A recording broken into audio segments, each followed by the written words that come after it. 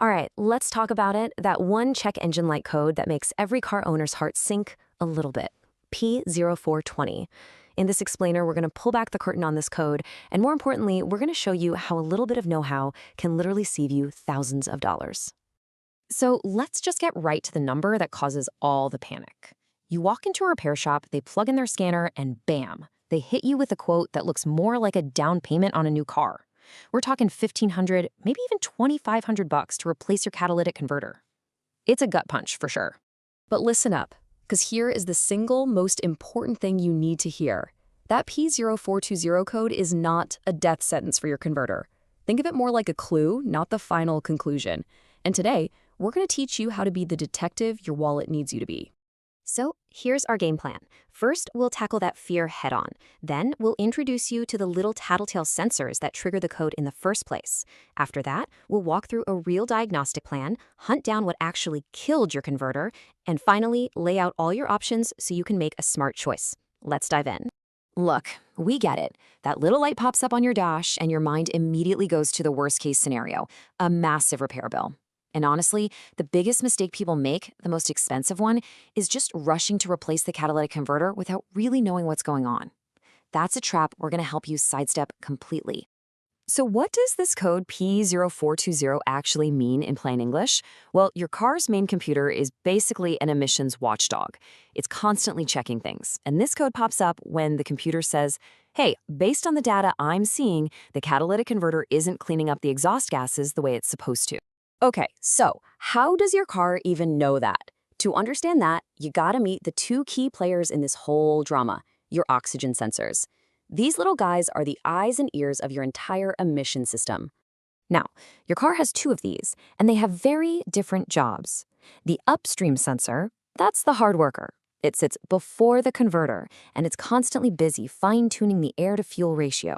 But the downstream sensor, that's the lazy one. It just hangs out after the converter with one single job, to be a tattletale and snitch to the computer about how well the converter is or isn't working. Now, if you were to look at the data from a healthy upstream sensor, this is what you'd see. See that super active wavy line that's bouncing up and down? That's good. That shows it's working hard, constantly making adjustments. It's exactly what you want to see. And here's the payoff. After the catalytic converter works its magic and scrubs all the nasty stuff out of the exhaust, that tattletale downstream sensor should see a nice, clean, stable stream of gas. So the data it sends back looks like this, a beautiful, steady, almost totally flat line. That tells the computer, yep, all good back here. All right, now we get to the fun part, the part that puts you in the driver's seat and can save you a boatload of money. This is your step-by-step guide to figuring out what's really going on.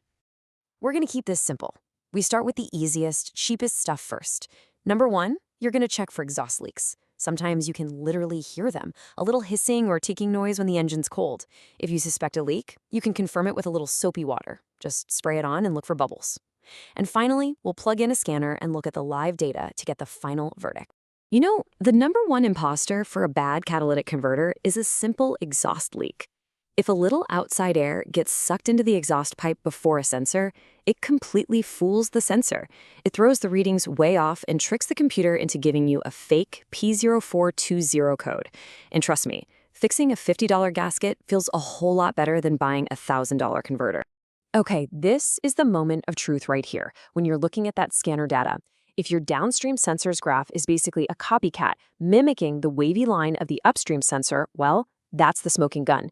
It means the converter is not doing its job. But if that downstream sensor is just stuck, flatlined at zero, not moving at all, you've probably got a much cheaper problem, just a bad sensor. So let's just say your scan confirms the worst. The converter is toast. You might think the next step is to buy a new one, but you're not done. Not even close. You have to ask the most important question of all, the one almost everyone forgets. I need you to burn this into your brain.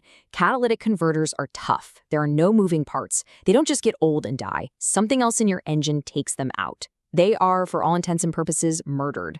So you have to find the killer. You absolutely have to. Because if you go out and spend $1,000 on a brand new converter, but you don't fix the problem that killed the first one, you're going to destroy that brand new part in a matter of months, maybe even weeks. I guarantee it. You'll be right back where you started. So who are the usual suspects? Well, an engine misfire is a big one.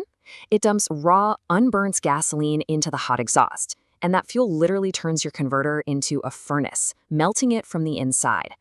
If your engine is burning oil or has a slow coolant leak, those fluids will coat the inside of the converter and poison the precious metals that make it work, rendering it useless. Okay, so you've played detective, you found the killer, and you fixed that root problem. Now and only now is it time to talk about replacing the victim. So let's look at your options and what they're really going to set you back. You've got a few different paths you can take. You can go to the dealer for the official OEM part. It's going to fit perfectly and last a long time, but man, is it expensive. Then you have aftermarket parts, which are way more affordable and usually bolt right on, but they might not last as long. A universal converter is the cheapest part by far, but you'll have to pay a shop to weld it in. And what about those bottles of catalytic converter cleaner? Think of it as a $20 lottery ticket. It's a cheap gamble that probably won't fix a truly dead converter, but hey, you never know. So let's boil this whole thing down to a simple 3-step plan. 1. Always check for exhaust leaks first. Rule out the easy stuff. 2. Get your hands on a scanner and let the O2 sensors tell you the real story. And 3. The most important step of all, find and fix the catalyst killer before you spend a single dime on a new part. See? That P0420 code doesn't have to be some terrifying, bank-breaking mystery. By just following these steps, you can figure out what's going on with confidence, make a smart decision, and keep a whole lot of money in your pocket. So that light isn't so scary anymore, is it? Now that you know the game plan, what's your first move?